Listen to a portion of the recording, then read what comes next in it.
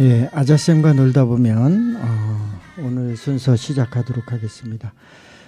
자, 최근에 그 환경 문제나 기후 위기 문제가 사회적으로 대두되고 있습니다. 이미 오래전부터 시작되었지만 경각심을 그동안 늦추고 있다가 최근에는 많은 사회적 이슈가 커지고 있고 세계적인 문제로 부각되고 있습니다. 툰베리라는 그 16세 소녀가 우리의 미래를 기성세대가 우리의 미래를 아사 같다고 표현하고 있습니다. 우리는 이 경각심을 크게 갖고 미래를 분명히 준비해야 되는 시기가 왔습니다. 우리 주변에 쓰레기 봉투를 사서 버리기만 하면 아무 문제가 없는 것처럼 생각하는 분들도 꽤 많이 있습니다. 사실은 이런 사회적인 문제가 되는 비닐, 플라스틱 이런 것들이 생산을 적게 해야 되고 또 가급적 소유하지 않고 소유했다면 끝까지 사용하려는 이런 생각들이 어떤 친환경적인 삶의 모습이지 않을까 하는 생각을 해봅니다. 환경 실천은 곧 사랑입니다. 우리 생활 속에서 환경과 바른 먹거리를 지켜내고 실천하는 것들이 우리 사회를 지키는 올바른 방법이지 싶습니다. 오늘은 그 채식생활자 세 분을 모셨는데요. 환경과 바른 먹거리에 관한 이야기들을 가지고 우리 1시간 동안 함께 나눠보도록 하겠습니다. 채식생활, 비건 채식 을 하고 계시고요. 어떻게 보면 자연식물식에 가깝게 이렇게 생활을 하고 있습니다. 이것이 어려운 거라는 인식도 많은데 오늘 이 방송을 들으시면은 채식이 아주 쉬운 거구나 하는 인식을 갖게 될 것이라고 생각합니다. 자, 한 분씩 먼저 인사를 좀 나누겠습니다. 각자 소개를 좀 해주실까요? 우리 백 선생님부터. 네. 예. 안녕하세요. 저는 경북 상주로 귀농을 해서 지금은 유기농업과 직장 생활을 병행하고 있고요. 저의 꿈은 전업농입니다. 전업농을 꿈꾸는 투잡러고요. 지금 비건 채식 생활을 하고 있고 지금 환경과 지금 우리 당면한 과제잖아요. 환경과 제로 웨이스트를 실천하려고 많이 노력하고 있는 백장미라고 합니다. 반갑습니다. 예. 상주에서 이제 귀농하셔서 정착을 하신 지가 꽤 오래되셨죠? 올해로 지금 10년째. 예. 전업농으로 네네. 꿈을 갖고 있고 역시 백 선생님 소개했습니다. 다음은 우리 김미나 선생님 소개 좀 해주실까요? 네, 저는 농심 태경농산에 그 비건 브랜드 있습니다. 베지가든이라고. 예. 네네, 그 베지가든의 비건 고문을 맡고 있습니다. 지금 현재 전 세계에 비건이 트렌드가 되고 있고 그에 발맞춰서 우리나라의 식품 기업들도 다 함께 지금 비건 사업에 동참을 하고 있습니다. 그래서 저는 이제 그 한국 그 비건 대기업들의 중심에 그 있는 그 베지 가든에서 제가 할 수 있는 최선으로 뭔가 인류의 어떤 생존과 그다음에 이 지구의 생존에 뭔가 좀 도움이 되는 일을 할 수 있지 않을까 싶어서 퇴직을 하고 이 일을 시작을 했습니다. 시골에 살고 있으면서도 늘 환경을 생각하고 그리고 2주에 한 번씩 서울을 오가면서 행복한 그런 시간을 보내고 있는 사람입니다.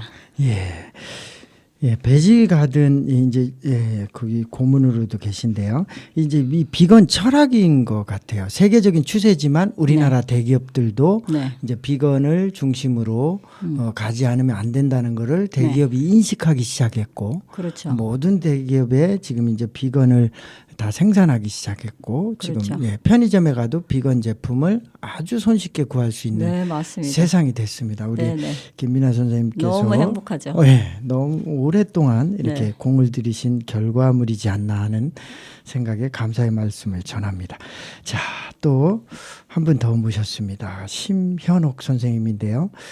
자, 직접 소개를 우선 해주시죠. 예. 안녕하세요. 저는 이제 간호장교로 32년 동안 근무를 하다가 이제 퇴직을 했어요. 근데 저는 이제 비건을 생활한 지 33살 이제 계급으로는 대위 때부터 했고요. 제가 알려드릴 수 있는 거는 군대에서도 비건을 할 수 있다는 거예요.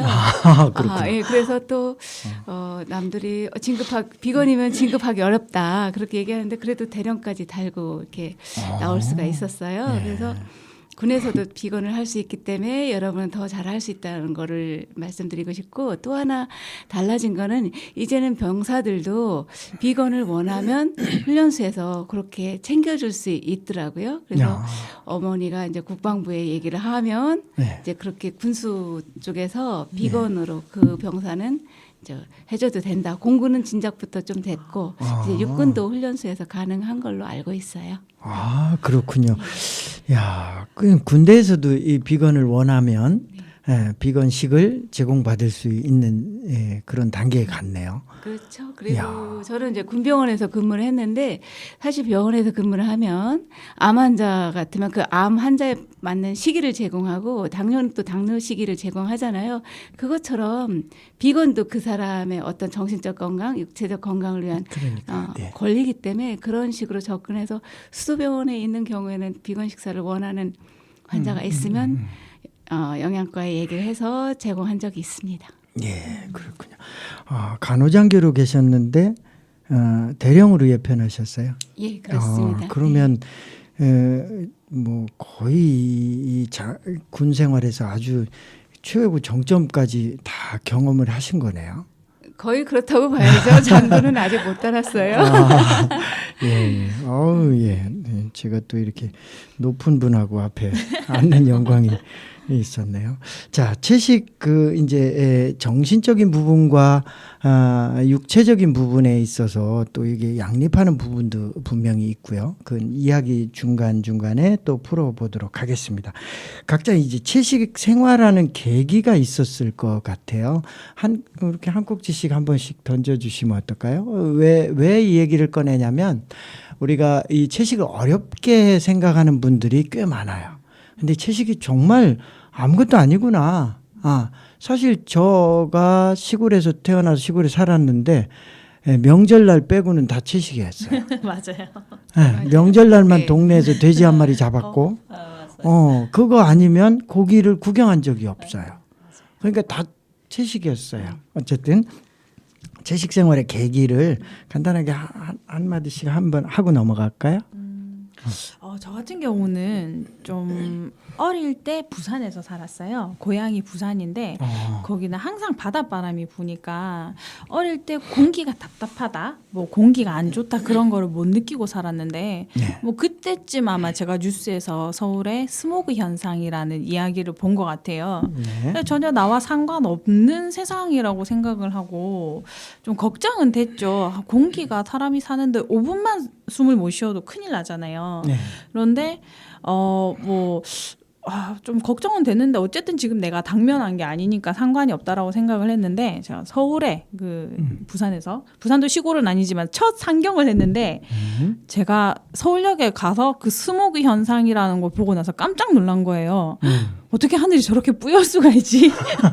지금은 일상이 됐는데 그때만 해도 되게 쇼킹했어요. 어릴 때 20대 초반 거의 뭐 10대 후반 그럴 때 되게 좀 충격을 먹었었나 봐요. 그러고 있는데 정말 공기는 소중한 건데 공기가 오염되고 있구나 이런 생각을 하고 있다가 조금 있다가 이제 제가 이제 결혼해서 아기가 생겼는데 갑자기 그게 생각이 나는 거예요. 내 아이는 모든 사람들이 다 그렇잖아요. 내 아이는 나보다 더 좋은 환경에서 살게 하고 싶고 나보다 더 잘 살았으면 좋겠잖아요. 네, 저도 그렇죠. 아기가 뱃속에 있으니까 당연히 그 생각을 하는데 네. 얘가 뱃속에 있는데 내가 어떤 세상을 돌려줄 수 있을까? 우리는 빌려 쓰는 세상이니까 정말 나보다 더 깨끗하고 아름다운 곳에서 살았으면 좋겠다 그런 생각을 하다가 생각을 해보고 뭐 이런 거 저런 거 찾아보니까 그 해답은 채식이라는 데 있더라고요. 그래서 이제 남편하고 결혼을 하고 바로 이제 채식으로 이제 돌아간 케이스였어요. 아, 그렇군요. 아주 중요한 말씀을 해주셨어요. 빌려 쓰는 세상이라는 거, 우리 세상이 내 것이라는 자만심이 갖고 살면 위험하거든요. 절대 아니죠. 예, 절대 아니죠. 우리가 빌려 쓴다는 생각, 툰베리가 우리의 미래를 앗아갔다는 거, 맞아요. 이런 것들이 다 연결되는데 정말 겸손한 마음으로 세상을 우리가 살아야 될 것 같아요. 빌려 쓰는 세상에 우리가 너무 이렇게 망쳐놨으니까 현대인들은 이 죄과에서 자유로운 사람이 없어요. 맞아요. 모두가 죄인이고 정말 반성하는 삶도 또 필요한 부분이지 않나 생각이 듭니다. 또 계기를 우리 김민아 선생님께서 잠깐 얘기해 주실까요? 네, 저는 많이 아팠어요. 아, 아마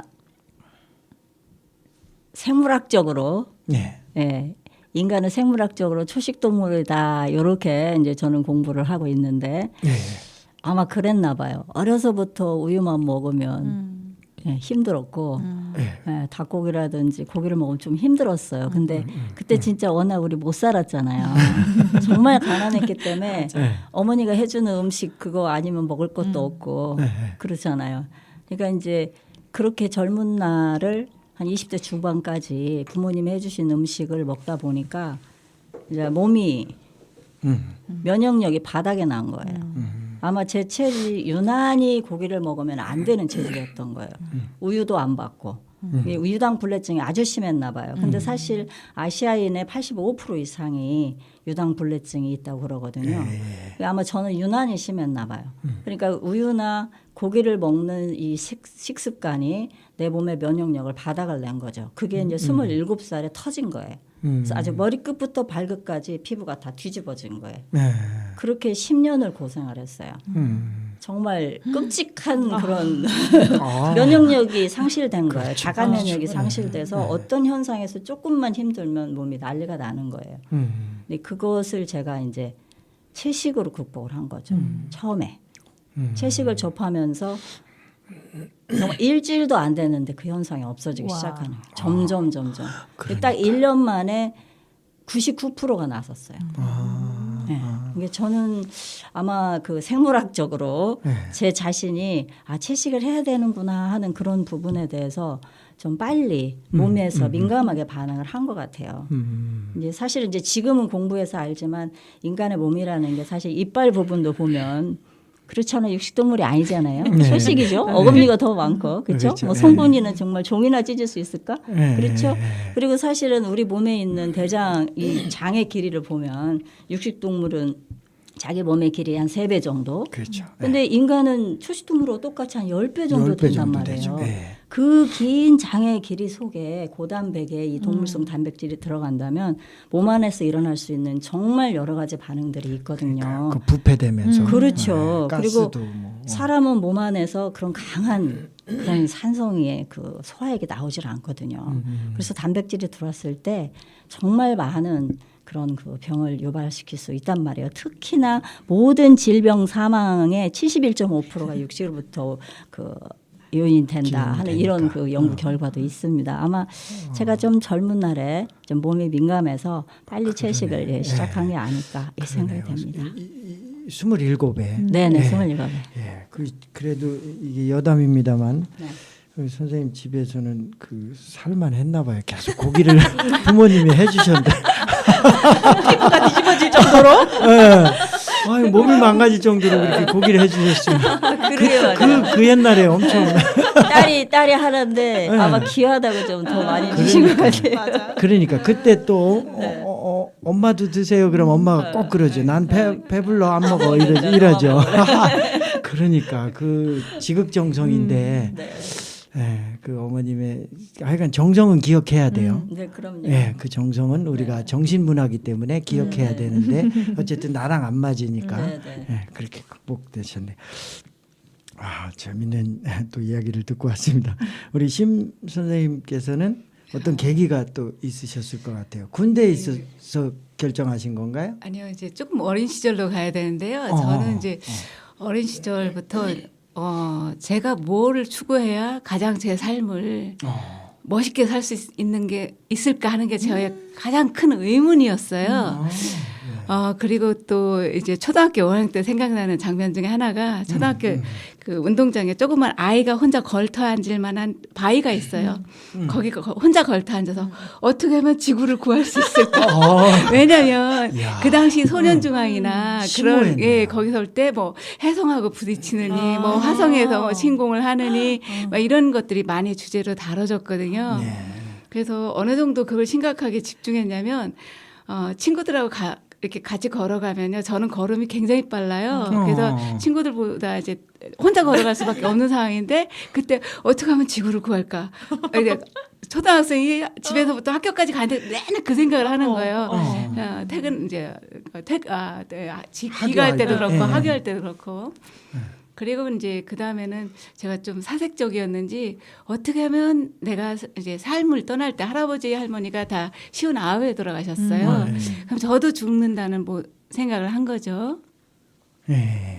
그래서 이제 이 일 저 일을 많이 그러니까 고민을 해보는 거예요. 고민하고 그때 이제 중학교 때 얻은 거는 포용이다. 그럼 가장 큰 포용을 내가 한다 그러면 이제 어느 정도 삶이 성공하지 않았을까? 그리고 이제 고등학교 가서는 그게 대자유라는 개념으로 고등학교 저는 간호사관학교를 나왔는데요. 거기서 바뀌었어요. 그래서 계속 그 방향으로 하고 그래서 뭐 초임지가 전라남도 광주병원이었는데 그건 광주병원이었어요. 거기서 이제 동양철학을 가르쳐주는 아주 멋진 선생님을 만나서 1년 6개월 동안 하루에 6시간씩 그러니까 1대1 강의도 받고요. 그래서 그때는 한 번에 삶을 100계단을 지식의 단계에서 올라갈 수 있다고 그렇게까지 느꼈는데 어느 순간에 이게 마치 소나무 가지를 꺾어서 모래판에 꽂은 것처럼 선생님의 스승님의 지식이 내 머릿속에 그냥 다운로드 된 거지 내 안에서 내면화되지 않았다는 걸 느낀 거예요. 그래서 제가 그때 배운 모든 지식을 다 지웠어요. 지우고 딱 하나의 개념만 남겨놨는데 그게 조화예요. 그거는 제가 군대 생활 하는데도 굉장히 도움이 많이 됐고요. 그래도 방황을 많이 했어요. 그게 거기서 최고를 얻을 거라고 생각했는데 최고가 없었던 거죠. 그러다가 이제 저는 이제 대학원을 진학을 하게 됐어요. 거기서 이제 명상을 가르쳐주는 포스터를 만난 거죠.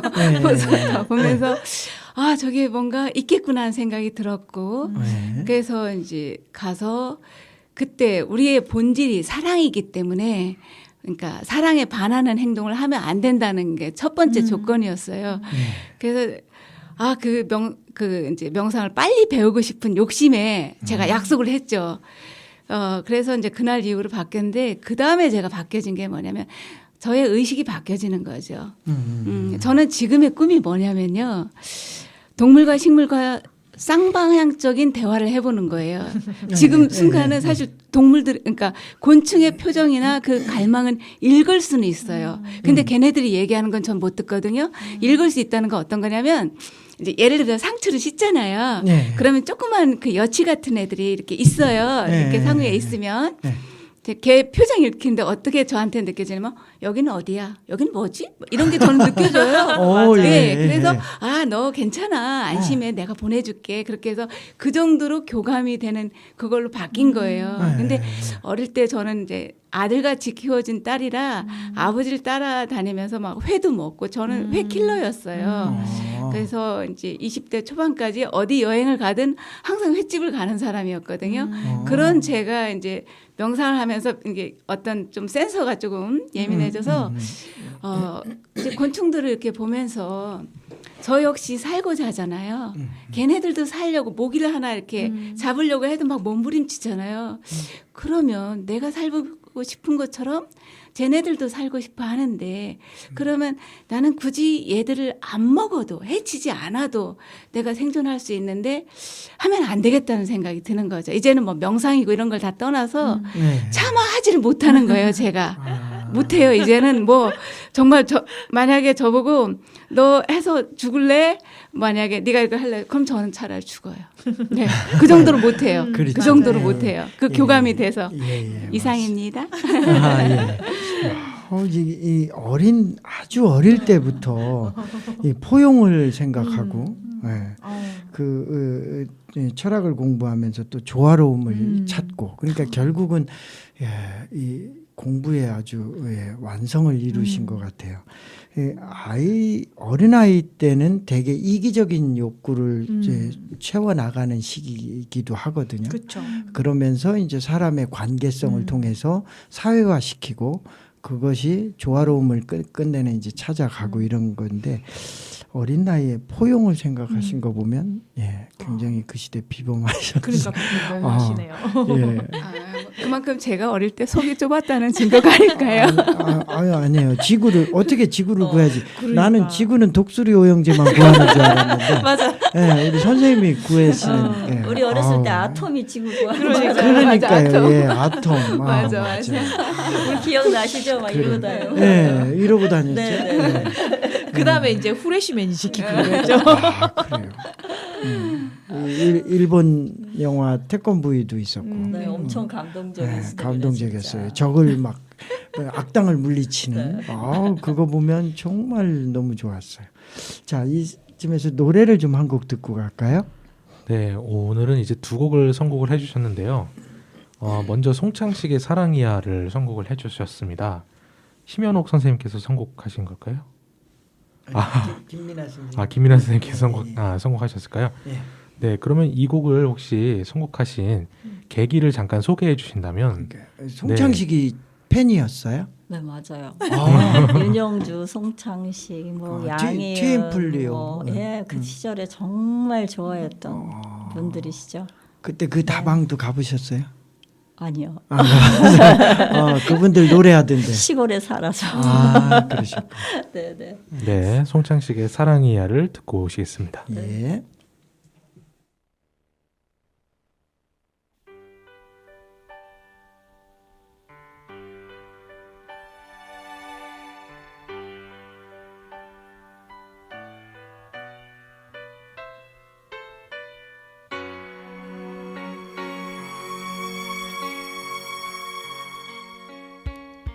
당신은 누구시길래 이렇게 내 마음 깊은 거기에 찾아와 어느새 촛불 하나 이렇게 밝혀놓으셨나요?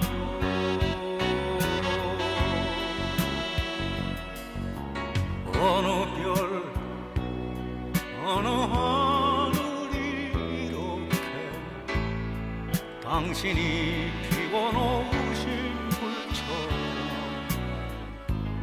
밤이면 밤마다 이렇게 타오를 수 있나요? 언젠가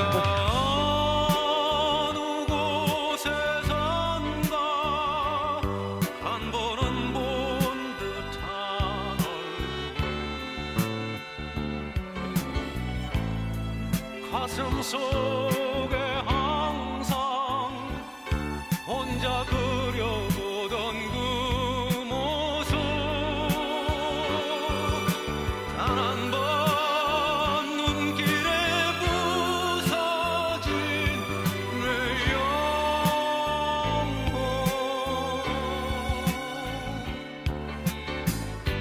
사랑이야 사랑이야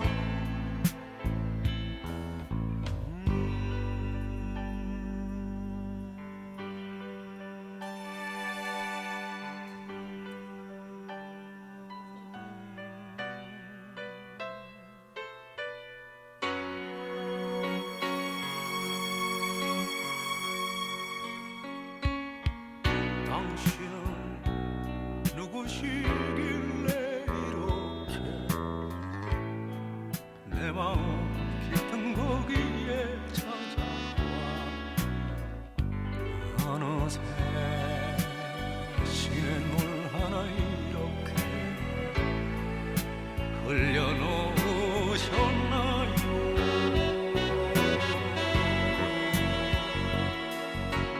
어느 빛 어느 바람이 이렇게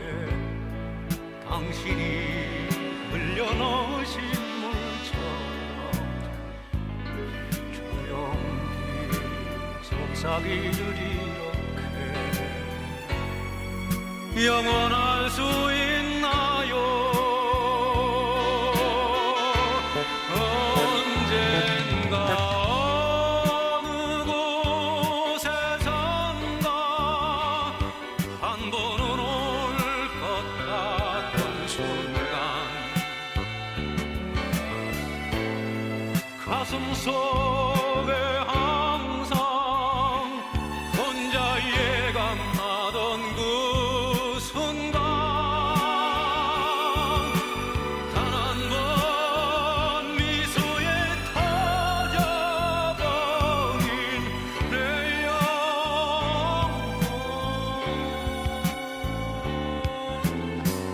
사랑이야 사랑이야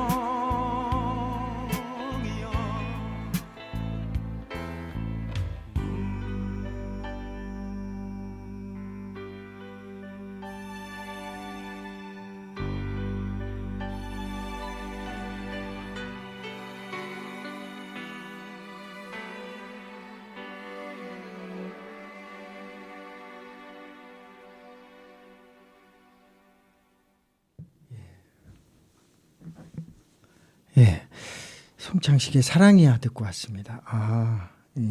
정말 이 추억이 많은 노래인데요. 자, 오늘은 채식과 환경, 바른 먹거리에 대한 얘기를 좀 해보려고 하는데요. 시간이 너무 빨리 지나가서요. 좀 얘기를 해보겠습니다. 채식 요리 한 가지씩 소개를 좀 해주시면 김장철이니까 김장 담그는 요령을 얘기해 주셔도 되고요. 이렇게 좀 편한 요리를 간단한 거를 하나씩 좀 소개를 해주시면 좋겠습니다. 제가 먼저 할게요. 네. 저는 이제 지금 사실은 이제 라디오잖아요. 네. 그래서 처음에는 이제 말씀을 이거 어떻게 소개를 하지? 그런 생각을 많이 했었는데 그렇죠. 보여줄 수도 없고. 네네. 그래서 요즘은 이제 말씀드리기 앞서, 요즘은 저는 이제 채식 요리라는 그런 장르가 이제 파괴가 됐다고 얘기를 해야 되나요? 그렇죠. 그냥 이제는 대체 식품이 워낙 잘 나와 있기 때문에 내가 먹고자 하는 음식에 그 대체육을 넣어서 요리를 하면 돼요. 그래서 채식 요리라기보다는 그렇기 때문에 제가 채식 요리를 소개하려고 보니까 좀 난감한 거예요. 근데 지금 금방 생각난 게 제가 이제 제철 음식인데 의외로 경상도권에서밖에 안 먹는다고 하더라고요. 저는 배추전. 갑자기 생각이 났어요. 배추전. 이거는 정말 퓨어하고 비건이기도 하면서 정말 만들기도 쉽고 제철 음식이잖아요. 일단 배추를 취향에 따라서 근데 안 자르는 게 맛있습니다. 젓가락으로 째서 먹어야 되기 때문에. 그러니까요. 네네. 그래서 배추를 깨끗하게 씻으신 다음에 숨 안 죽어도 됩니다. 저는 이제 살아 있는데 같이 이렇게 바닥바닥한 거 바로 불에 이제 옷 입혀서 바로 굽거든요. 지금 막연하게 이제 이렇게 들릴 수도 있는데 그냥 이제 밀가루 반죽을 해요. 그냥 이제 전 하듯이 거기다가 저는 개인적으로 약간 간 맞춘다고 국간장을 조금 넣어요. 그래서 정말 표가 날 듯 말 듯. 근데 감칠맛은 돌거든요. 그래서 이제 배추를 한 장씩 손으로 들어서 앞뒤로 적신 다음에 이제 굽습니다. 후라이팬에. 그러면 맛있게 먹으면 돼요. 익혀서 배추전이 갑자기 생각이 나네요. 그래요. 지금 김장철에 네네. 아주 쉽게 할 건. 근데 제가 하나 의문이 왜 김장은 이렇게 잘라서 칼로 잘라서 먹는 것보다 찢어서 먹는 게 맛있을까요? 그 분명히 차이는 있어요. 맞아요. 있는데 맞아요. 그 이유를 모르겠어요. 이거 전체 기운이 살아 있어서 그런가요? 전체 식품이라고 그러죠. 그런 자연식에서 전체 식품이라고 완전체예요. 하거든요. 그 완전체 뿌리부터 전체를 같이 먹었을 때 그 느껴지는 여러 가지의 맛을 한꺼번에 아마 봐서 그렇지 않을까요? 저도 그런 것 같아요. 제 생각에는 왜 요즘 그러니까 우리가 식사 방법이 너무 이제 단순해졌잖아요. 숟가락, 젓가락 그런 것만 사용하는데 쓸 일이 더 많은 거죠. 그러니까 더 재미있어서 맛있게 느껴지지 않을까요? 아, 그런 네. 것도 있을 수 네네. 있겠네요. 예, 좋습니다. 자, 배추전을 소개해 주셨고요. 또 하나 좀 소개를 해 주실까요?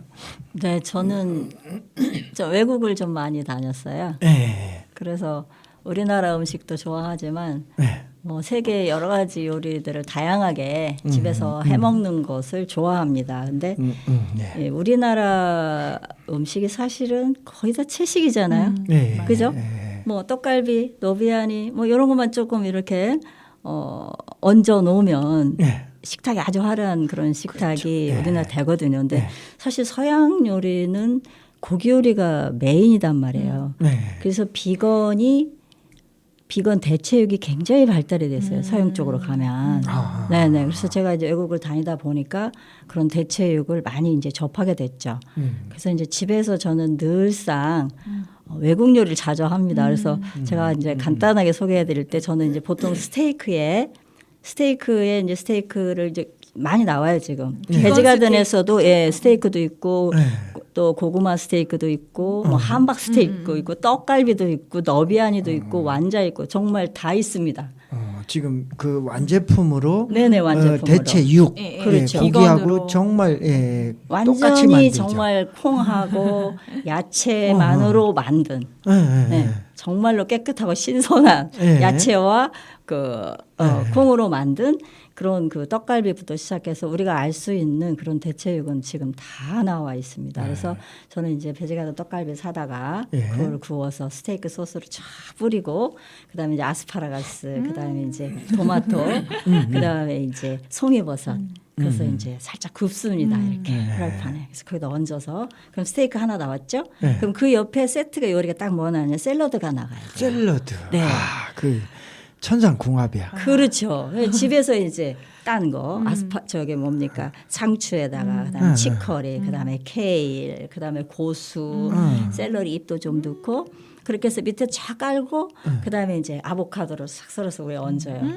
그리고 이제 비건 치즈가 또 있습니다. 아몬드 담백하고 코코넛 오일로 만든 아주 맛있는 비건 치즈가 나와요. 배고프네요. 그거를 또 썰어서 위에 착 뿌립니다. 치즈. 완벽하죠. 그 위에 이제 컬러를 위해서 이제 토마토를 또 이렇게 탁탁탁 얹고 그 위에 이제 고수를 탁 뿌려요. 그렇게 하고 거기다 올리브 오일을 샥 뿌리고 그다음에 약간 단맛을 위해서 아가베 시럽을 뿌리고 그다음에 이제 레몬 네. 짜서 그렇게 하면 이제 하나 나오죠 샐러드. 그렇게 해서 이 스테이크하고 샐러드를 같이 먹습니다. 기가 막히죠. 배고프네요. 먹고 싶죠. 아우, 예, 이거 그만하고 고기 먹으러 가는. 그러니까 지금 저 되게 가야 될 것 같은데. 예, 이게 막 말로도 막 상상이 되는데. 그러니까요. 아유, 이거 어쩌죠? 진정해야 돼. 예. 야, 대체육으로 만든 요리를 다양하게 스테이크. 예, 비건 스테이크가 많이 다양하게 나오니까요. 네, 네. 여러분들도 언제든지 누구나 구매가 가능하니까 한번 한번 권해 드립니다. 또 우리 심 선생님께서 또 하나 좀 소개를 해 주시면. 이제 저는 사실 이제 음식 쪽에 많이 젬병이에요. 아, 네, 그런데도 이제 예, 비건으로 쉽게 할 수 있는 걸 저는 이제 미나 선생님이 아주 화려한 음식을 네. 말씀했다면 저는 아주 소박한 음식을 그게 말씀드리는데요. 좋아요. 그게. 예. 이제 저희 집 아침 식사예요. 아침 식사인데 이제 귀리죽을 먹거든요. 그러니까 오트밀이라는데 우리나라식으로 약간 변형을 했죠.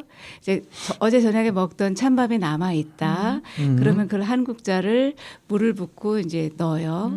넣고 거기다가 오트밀을 이제 넣고 약간 불려요. 약간 뭐 불린다고 해봤자 1, 2분이고 예. 그런 상태에서 넣고 그다음에 두유. 제일 좋은 거는 저는 뭐 메이로우의 99.9% 그게 이제 다른 게 안 들어가서 예. 가장 이렇게 담백한 깔끔한 맛을 낼 수가 있어요. 그걸 넣고 그다음에 처음에는 한 좀 센 불에다가 한번 끓인 다음에 한 중간 불로 해서 한 5분 정도면은 식사가 다 끝나고요. 우와. 그래서 저는 언니랑 이제 같이 식사를 하게 되는데 남편이랑 언니가 이제 묽은 걸 좋아하세요. 근데 매우 가족들이 만족해하고 저같이 음식을 못하는 사람도 아주 훌륭한 요리사라는 칭찬을 받는 그런 요리예요. 그러니까 누구나 쉽게 할 수 있고 사실 일어나자마자 먹는 건 힘든데 그렇죠. 아침에 그게 이제 수분도 공급이 되고 어느 정도 단백질도 돼요. 그렇죠. 예, 네. 그래서 심할 때는 제가 도시락으로 싸갑니다. 근데 저는 아주 만족하고 있고요. 예. 자취생들 아주 초간단으로 비건을 할 수 있는 거고 또 하나 거기에 근데 곁들인 반찬은 뭐냐면 이제 양배추 물김치인데요. 네. 그거는 그 정장작은 유산균 폭탄일 것 같아요. 되게 좋아요. 네. 아주 만들기 쉽고 네. 그냥 물김치하고 똑같은데 양배추를 소금하고 올리고당으로 가볍게 절인 다음에 거기다가 이제 저희는 감자를 갈아 넣어요. 감자랑 마늘도 요즘 이제 코로나 때문에 하도 그래서 마늘도 갈아 넣고 배 넣고 파프리카 넣고 그다음에 쪽파가 들어가야 되는데 쪽파가 끝에 하얀 머리 부분 네. 쪽파는 쪽쪽 쓸고 나머지는 갈아요. 그래서 물 붓고 아주 물김치처럼 그 정도 묽게 하면 하루 반만 수석시킨 다음에 김치 냉장고에 넣으면 정말 변비가 맛있겠는데요. 있거나 뭐 이런 거 하고 맛있겠다. 위장이 아픈 사람도 정말 좋아요. 예, 아침에 그렇게 해서 식사가 됩니다. 배워갑니다. 좋아. 네. 네. 뭐 이렇게 간단하게 해 드실 수 있는 게 너무 많은데 이걸 이 방송을 듣는 분들은 뭐 기억도 필요 없을 거예요. 지금 맞아요. 뭐 대충 다 알아들으실 것 같아요. 어디 적지 않아도 워낙 그 쉽게 설명을 해주셔서 다음 주제를 한번 좀 제가 던지겠습니다. 채식과 환경. 지금 환경 문제가 심각하고요. 결국 그 국가별로 이제 이 환경 제품으로 또는 대체 에너지를 사용하지 않으면 수출입을 할 수 없는 이제 환경이 그런 무역의 조건이 돼가고 있습니다. 우리나라도 여기에 맞춰서 기업들이 지금 준비를 하고 있는 뉴스를 많이 접하고 있습니다. 우리도 채식과 환경과 바른 먹거리의 상관관계가 있습니다.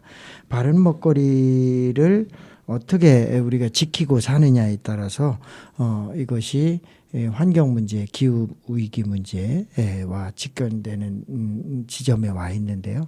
이 지점에서 우리가 또 할 말이 서로 있으니까 한마디씩 좀 해주시면 좋을 것 같아요. 아무나 제가- 예. 사실은 저희가 이 질문지를 받았을 때 뭔가 좀 적었는데 이제 그거를 다 얘기할 것까지는 아니고 네. 그냥 우리는 연결돼 있다. 우리는 유기적인 존재이기 때문에 어느 한 꼭지만을 바라보고 살 수가 없어요. 네. 지금 그러니까 이미 지금 이 시스템에서는 이 자본주의 시스템이라는 게 필연적으로 어떤 한 부분을 이제 그 망가지게 만들 수밖에 없는 시스템으로 가면서 이제 네. 그 망가지는 게 자연이었어요. 자연을 착취하고 이렇게 저희가 뭐 소위 말해서 잘 먹고 잘 산다고 했는데 그 결과가 지금 거의 공멸이잖아요. 네. 예, 그래서 결국은 모든 게 연결돼 있기 때문에 이 착취를 그만두고 다시 자연으로 돌아가야 되는 건 아닌가. 그게 그 가장 빠른 첫 시작이 저는 비건 채식이고 친환경 생활이라고 생각을 합니다. 그러니까요. 네네. 그 전에 우리가 지금도 관행농이란 말을 쓰는데 관행은 지속적으로 이렇게 이어진다는 뜻이잖아요. 근데 사실은 인류가 탄생 이래 지금까지 관행농은 지금은요 농약을 쓰는 걸 관행농이라고 해요. 그렇죠. 맞아요. 인류 탄생 이래 지금까지 농약을 쓴 역사가 진짜 0.001%도 안 되는데 지금은 관행농이 농약을 쓰는 게 관행농이에요. 듣고 보니 그러네. 그러니까 이게 바뀐 거죠. 네네. 최근 30-40년 동안 이게 다 바뀌어 버렸어요. 맞아요. 긴 역사가 아니거든요. 네네네. 그러니까 이제 그래서 우리가 이제 어떤 정체성을 좀 찾는 게 필요하거든요.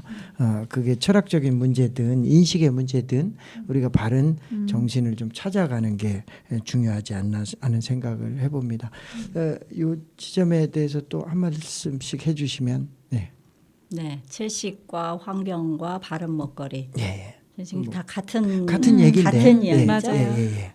근데 지금 우리 인간의 이 현 주소가 예. 생명에 대한 올바른 이치를 예. 저버렸다. 저는 그렇게 보고 있어요. 네. 그래서 채식이라는 것은 바로 그냥 바른 먹거리다. 상관관계가 아니라 그냥 바른 먹거리다. 예, 바로 예. 어떤 면에서 그러냐면은 아까 제가 처음에 얘기한 것처럼 건강 면에서도 그렇고 그 다음에는 환경 면에서 이건 반드시 해야만 하는 바른 먹거리고 그 다음에 아까 말한 생명의 올바른 이치 그 면에서도 채식은 바로 우리가 꼭 해야만 하는 바른 먹거리다.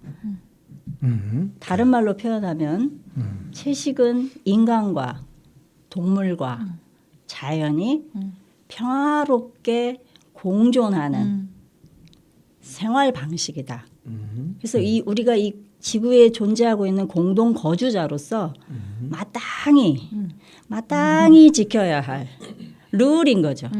채식은 다른 존재에게 생명 있는 존재에게 해를 끼치지 않고 네. 그들의 생명을 위협하지 않고 우리가 함께 살아가야만 평화로운 세상을 만들 수 있는 그런 마땅히 가야 할 길이다. 그렇게 저는 보고 있습니다. 아, 그러네요. 네네. 생명의 올바른 이치라는 말로 그냥 네. 정리가 돼버리네요. 네네. 제가 주섬주섬 나열했는데 이게 무식이 탄로났습니다. 한마디로 정리가 딱 돼버렸어요. 모든 생명이 있는 모든 생명체들에 대한 우리가 기본적인 예의이기도 하고 함께 사는 기본적인 우리의 예의와 소양인 것 같아요.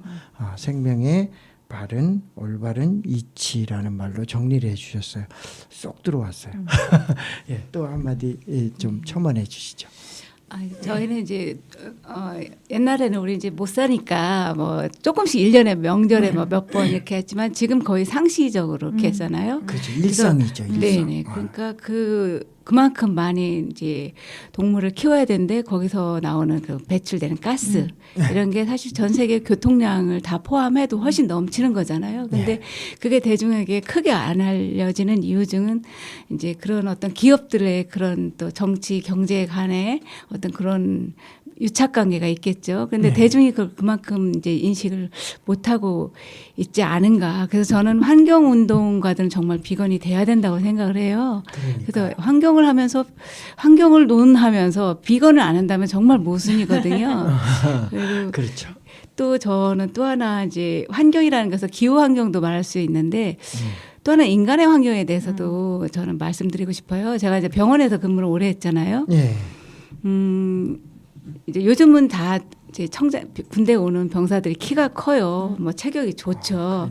근데 그 전에는 저희가 기흉이라는 질병이 있어요. 이제 이게 폐 쪽으로 해서 그쪽으로 원래 음압 상태가 돼야 되는데 이제 공기가 돼서 양압 상태가 되면서 폐가 이렇게 쪼그라져서 숨쉬기 힘든 그런 건데 거의 몇 케이스가 안 나와요. 근데 제가 수도병원에서 이제 중앙공급 가장이라서 그런 이제 물품들을 납품한, 그러니까 그걸 조달하는 그 과에서 근무를 했는데 이제 내년도 몇 개가 쓸 거다고 예상하고 그걸 발주를 내잖아요. 네. 그거에 3배를 한 적이 있어요. 그만큼 키도 크고 겉에서 보는 조건은 좋은데 이제 실하지 않은 거예요. 쉽게 말하면 구멍이 잘 나는 거죠. 그것처럼 동물들을 키울 때 그냥 키워지는 게 아니에요. 그걸 좀 더 살펴보면 뭐 6개월 살 저기에서 뭐 3개월이면 벌써 닭 같은 경우에는 이미 이제 시장으로 나가잖아요. 돼지도 그렇고 소도 마찬가지고 거의 성장 호르몬 덩어리고 또 항생제도 어마어마하게 그렇게 하고 있고요. 근데 그런 것들을 소비자는 모른다는 거죠. 그렇죠. 그리고 먹는 거가 그대로 하는 거고 이제 어른들의 입장에서 우리 아이가 잘 크네. 외면적으로는 잘 크지만 이제 암 환자도 훨씬 많아졌고요. 우리 어릴 때 못 먹고 못 살았지만 암 환자가 이렇게 많지는 않았거든요. 그래서 기후 환경의 어떤 오염도 있지만 인간의 어떤 생육 조건도 굉장히 오염돼 있다. 그래서 우리는 결국 비건으로 돌아가야 한다는 게 저의 결론입니다. 예. 그러니까요. 예. 맞습니다. 지금 뭐 다른 동물들은 보통 뭐 3개월, 뭐 6개월 이내 다 이렇게 되는데 그 중에 닭은 30일 만에 잡아요. 맞아요. 닭은 정말 조금 살다가요. 맞아요. 왜냐면 청소년기가 3개월, 한 달이면 끝난다네요. 한 달이면 다 끝나고 그 동안에 얘들은 죽을 자유도 없어요. 그래서 항생제를 계속 섞어서 먹이다가 맞아요. 그래서 애들이 감기 걸리면 치킨 한 마리 사서 먹이면 감기가 낫는다는 말도 있어요. 맞아요. 항생제를 너무 항생제가 많이 넘어오니까 먹어서. 네, 맞아요. 닭을 통해서 넘어오니까 사람들이 근거는 없습니다. 네.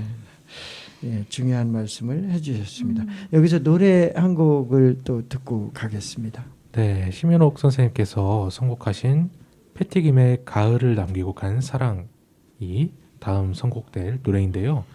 이 곡에 대해서도 선곡하셨던 좀 계기가 있으시다면? 일단은 제가 패티김을 좋아하고요. 그 시원스러움이 좋고 또 이 노래가 좀 쓸쓸하잖아요. 근데 제가 요즘 이제 세상을 보는 마음이 사실은 쓸쓸해요. 왜냐하면 이렇게 많이 위기는 다가오고 있고 맞아. 그런데 사실 사람들 다 사랑하잖아요. 그리고 가까이서 이렇게 일하다 보면 다 천사예요. 이분은 이래서 멋있고 이분은 이래서 사랑스럽고 한데 이제 다가오는 위기들은 이게 정말 큰 위기들은 모르고 그러니까 제 마음이 정말 많이 아프거든요. 그래서 그런 쓸쓸함 그런 것 때문에 선곡했습니다. 네, 패티김의 가을을 남기고 간 사랑을 듣고 오시겠습니다.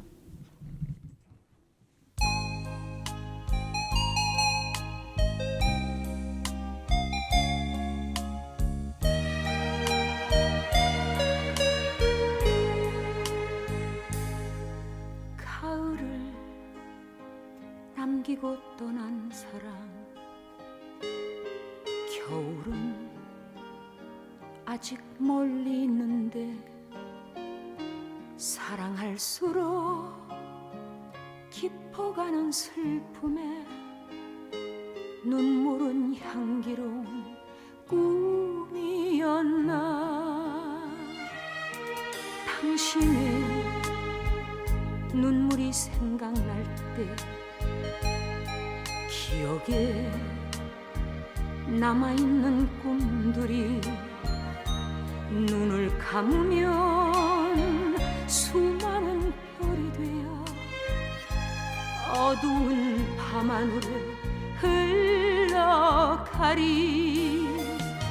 아 그대 곁에 잠들고 싶어라 날개를 접은 철새처럼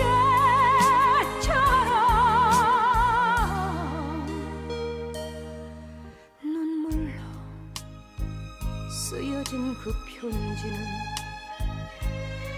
눈물로 다시 지우렵니다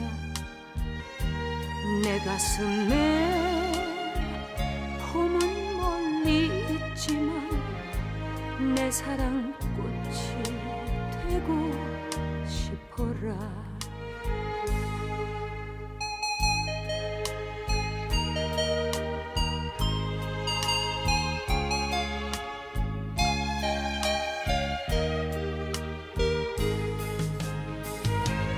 아 그대 곁에 잠들고 싶어라 날개를 접은 철새처럼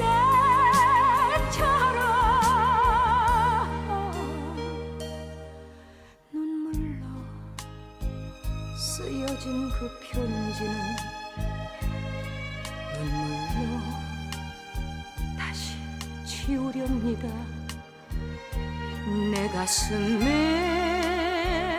봄은 멀리 있지만 내 사랑 꽃이 되고 싶어라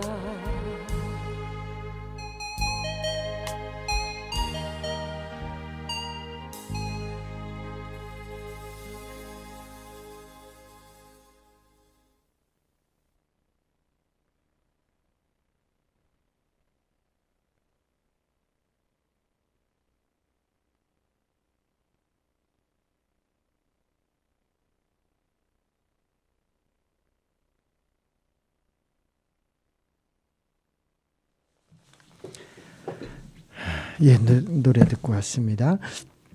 자, 한 시간이 또 금방 지나가 버렸어요. 얼마 남진 않았지만 또 유익한 얘기 또 한 꼭지 이어가겠습니다. 자, 우리 환경위기, 기후위기 시대에 사는 현대인의 생활 양식이 있습니다. 우리가 조금씩 권하는 양식들이 있고요. 내가 또 그거와 맞춰서 하는 양식들이 있어요. 예를 들어서 뭐 에너지 문제가 낮에 전기를 많이 쓰면 환경이 더 오염돼요. 화석 연료로 발전을 해야 되고 이러기 때문에 사실은 저 같은 경우도 세탁기를 밤에 돌린달지 이제 전기 자동차 충전도 11시 이후에 한달지 이런 것들을 왜 밤엔 국가적으로 전기가 남거든요. 남는 전기. 남는 전기를 써야지 낮에 내가 전기를 많이 쓰면 발전소가 하나 더 늘어날지도 몰라요. 그래서 그런 것들도 하나의 양식이기도 하거든요. 저는 이제 이게 아주 오래 지속되니까 하나의 저한테는 문화이기도 하고 이런 것들을 기본적으로 좀 지키고 뭐 각종 많이 있습니다. 뭐 콘센트 플러그까지 뽑아야 되고 뭐 이제 이 이면지 사용도 해야 되고 뭐 생활 속에서 작지만 소중한 행동들이 학교에서도 일어나고 있고 많이 생활 주변에서 지금 실천이 되고 있습니다. 우리가 환경위기, 기후위기 시대에 사는 현대인의 생활 양식을 또 오늘 주제가 큰 주제가 채식이기도 하고요. 결부돼서 이제 시간이 많지 않으니까 이렇게 맺은 말로 또 이어가도록 하겠습니다. 또 이야기를 좀 해주실까요? 저 같은 경우는 예. 뭐 아까 실천하는 방법에 대해서 말씀을 하셨잖아요. 그러니까 뭐 저도 얼마 전까지는 비건 채식과 내가 유기농 농사를 지으면 요 정도면 된 게 아닌가라는 생각을 오만하게도 하고 있었어요. 더 이상 뭘 더 해? 이러면서 그런 생각을 했었는데 요즘 젊은 친구들을 보면서 제가 느끼는 게 있었어요. 할 수 있는 만큼 더 많이 해야 되겠구나. 그래서 저는 개인적으로 제로 웨이스트를 좀 되게 많이 실천하려고 노력하고 있고요. 설명도 해주세요. 제로 웨이스트는 이제 쓰레기를 최소한, 그러니까 가장 안 나오게 만드는 건데 살면서 그게 정말 쉽지는 않더라고요. 그런데 의식적으로 뭐 예를 들어서 뭐 샴푸 바를 사용하고 뭐 비누 이제 뭐 물비누는 계속 플라스틱이 발생되잖아요.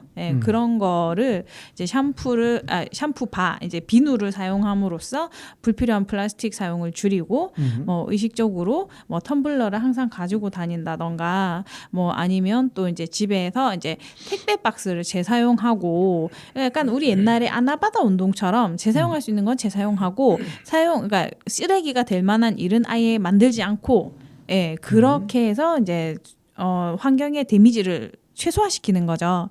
그런 거를 열심히 하려고 하고 있고 또 개인적으로는 아보카도 안 먹기 운동을 혼자 하고 있습니다. 아보카도. 네네. 왜냐하면 제가 이때껏 살면서 아보카도를 접한 거는 20대 이후였기 때문에 굳이 이때껏 안 먹고도 잘 살았거든요. 그런 탄소 발자국. 네네.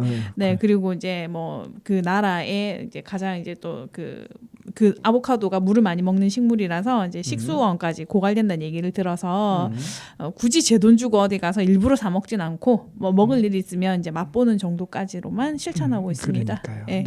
누가 사다 주면 못 이기는 척은 먹어도. 그렇죠. 그럴 때 맛있게 먹죠. 내가 사서는 안 먹겠다. 네네네네. 좋아요. 좋습니다. 예, 그러네요.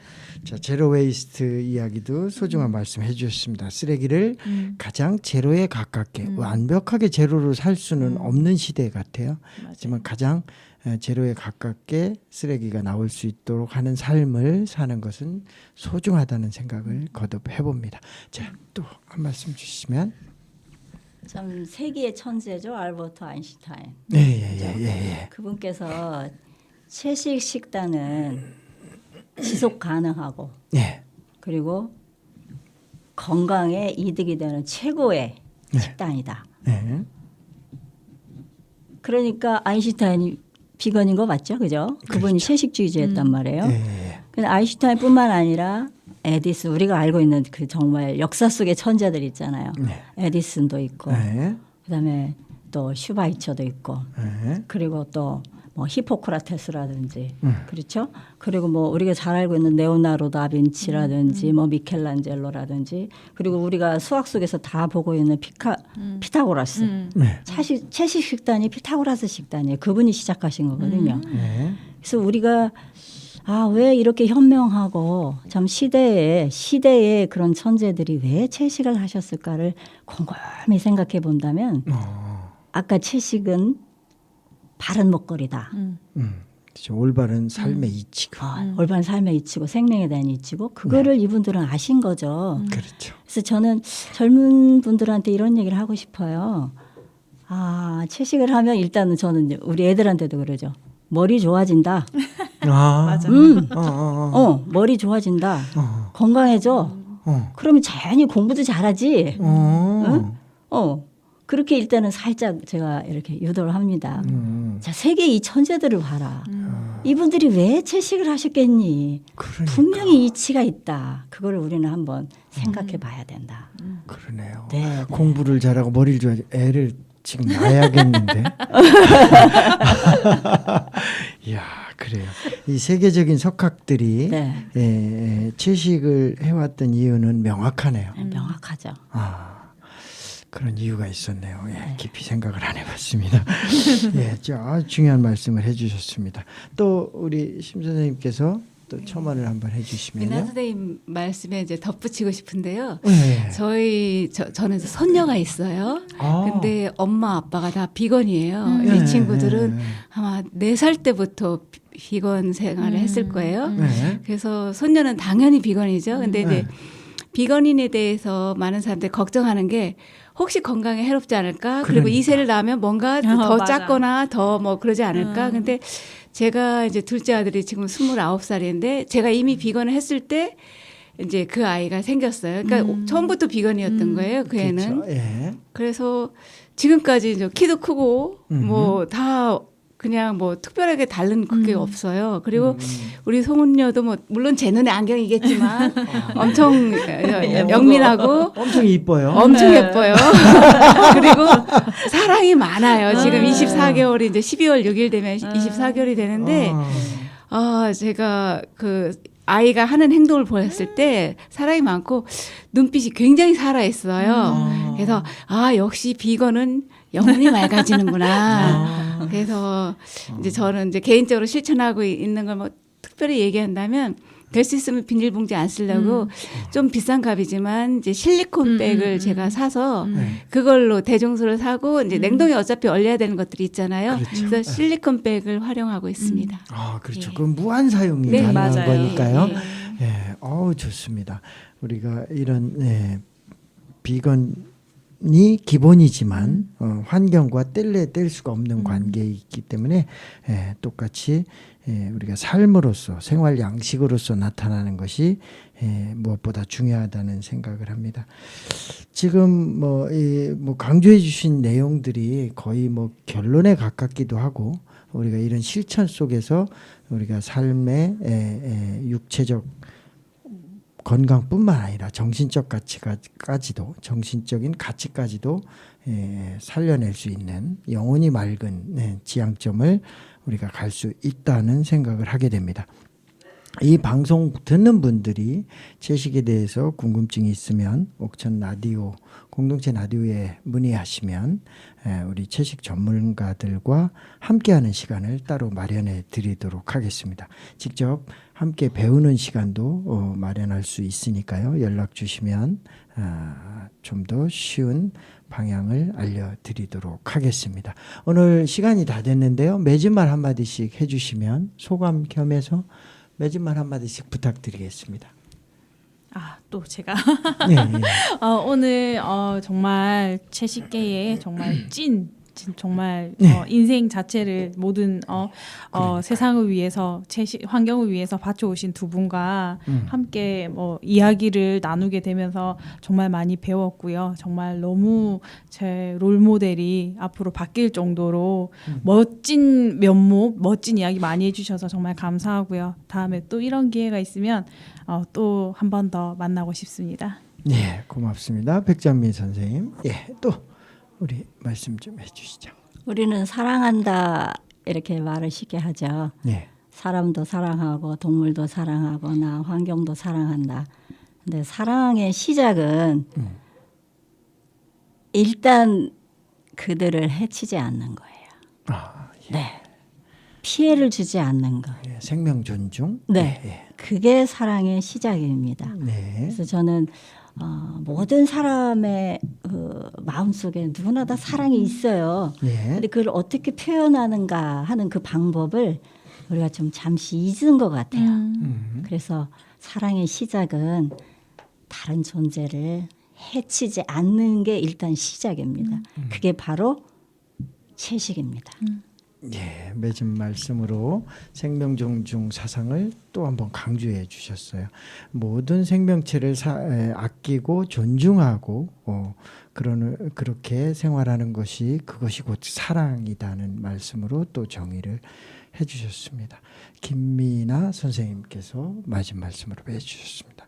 또 우리 지금 뭐 사회복지 쪽이죠. 주간보호나 요양원 이런 관련 일을 꾸준히 해오시는데요. 복지 쪽으로 일을 지금은 해오시고 계세요. 심연옥 선생님께서 또 마지막 말씀 한마디 주시면 감사합니다. 저는 이제 역지사지라는 말씀을 드리고 싶은데요. 네. 이렇게 동물이나 이제 예를 들면 이렇게 앞에 출근할 때 까마귀가 이렇게 이제 뭐 먹는다고 있단 말이에요. 그러면 속도를 줄이거나 걔가 날아갈 때까지 될 수 있으면 경적 안 울리고 기다려요. 그렇죠. 근데 그 입장에 내가 까마귀라면 이런 생각이 늘 드는 거예요.